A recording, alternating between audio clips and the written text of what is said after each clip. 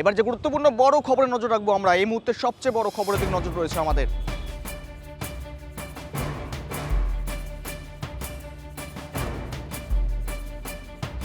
সরকারি সাইকেল কি বিক্রি করা যায় এখানে হাটে?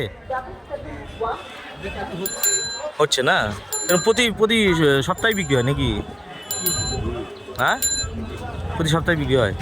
আপনার কটা সাইকেল আছে? আমার এই একটাই।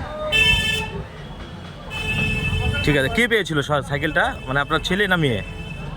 কিনা আমাদের আপনার কোথা থেকে কেনেন? বাড়িতে বাড়ি বাড়ি আপনারা বাড়ি বাড়ি থেকে কিনে নিয়ে আসেন? হ্যাঁ, আচ্ছা, নিয়ে এসে হাটে বিক্রি করেন। স্বপ্নের প্রকল্প, সবুজ সাথী প্রকল্প। দেখুন, এই ধরনের একটা খবর আমাদের দলের কাছে এসেছে। আমরা যথাযথভাবে প্রশাসনেরকে ব্যাপারটা নজরে এসেছে। আদৌ কি ঘটনা, একটা সাইকেল না দুটো সাইকেল না 5টা সাইকেল আমরা বলতে পারবো না। প্রশাসন এই ব্যাপারটা খতিয়ে দেখছে। মানে এইভাবে কি হাতে সাইকেল? না না না, হাই, এটা সম্পূর্ণ গুজব। কারণ ইতিমধ্যেই যারা ক্লাস 8-এ উঠেছে, যাদের সাইকেল প্রাপ্য, তারা কিন্তু সারা জেলা জুড়ে সাইকেল দেওয়া শুরু হয়েছে। সাইকেল স্কুল থেকে ডিস্ট্রিবিউট শুরু করেছে। প্রত্যেকটা স্কুলই যেখানে পাবার যারা যারা যোগ্য তাদের দেওয়া শুরু করেছে।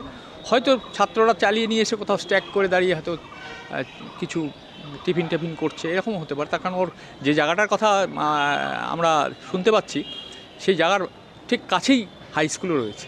সাথে যে সাইকেল যেটা বলছে, এটা সরকারি টাকা ব্যয় হচ্ছে, জনগণের পাবলিকের টাকা ব্যয় হচ্ছে। আর এই যে বিপুল পরিমাণ সাইকেলের জন্য যে সরকারি খরচ, এই খরচের পরও দেখা যাচ্ছে যে যারা উপযুক্ত পাওয়ার তারা পাচ্ছে না।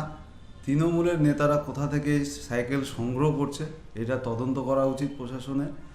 আর হাটে বাজারে এইভাবে লাইন দিয়ে সাইকেলগুলো বিক্রি কারা করছে, এটা দিদিকেই এর উত্তর দিতে হবে, দিদির তৃণমূলের নেতাদের উত্তর দিতে হবে। না হলে এই নিয়ে আমরা জনসমাজে জনমানসে আমরা আন্দোলন করে তুলব। কেন সরকারি অর্থ অপব্যয় করে তৃণমূলের নেতারা তারা হাটে বাজারে সবুজ সাথী সাইকেল বিক্রি করে বেড়াচ্ছে।